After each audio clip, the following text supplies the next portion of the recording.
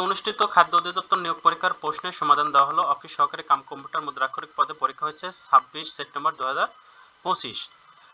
বাংলায় 16টার মধ্যে কে কত পেয়েছেন অবশ্যই কমেন্ট বক্সে কমেন্ট করে জানিয়ে যাবেন। আমরা প্রশ্ন উত্তর দেওয়ার চেষ্টা করি। শিশু প্রথম যে ভাষা শিখে তাকে কি বলে? তাকে উপরে সব কয়টি হবে? 4 নম্বর উত্তর।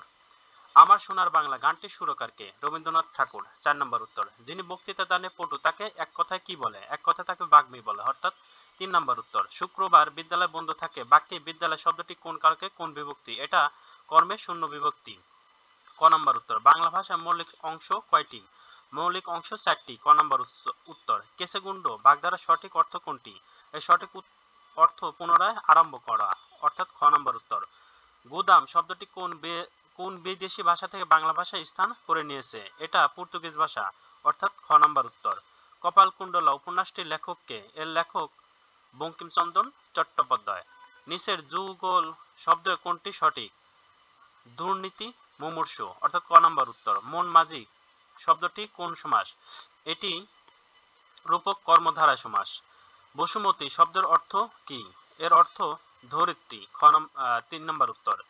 হাজার বছর ধরে আমি পথ হাঁটিতেছি পৃথিবীর পথে চরণটি কার লেখা? এটা জীবনানন্দ দাশের লেখা। বাংলা সাহিত্যের প্রাচীন নিদর্শন কোনটি? চর্যাপদ। সাজের মায়া কবিতাটির রচয়িতা কে? বেগম সুফিয়া কামাল। কপাল শব্দটি সমার্থক শব্দ কোনটি? গাল, অর্থাৎ ক নম্বর উত্তর। বাংলা ভাষায় চলিত রীতির উদ্ভাবক কে? এর উদ্ভাবক প্রমথ চৌধুরী। অর্থাৎ এখানে যে 16টা প্রশ্ন ছিল বাংলায়, 16তে কে কত পেয়েছেন অবশ্যই কমেন্ট বক্সে কমেন্টস করে জানাবেন।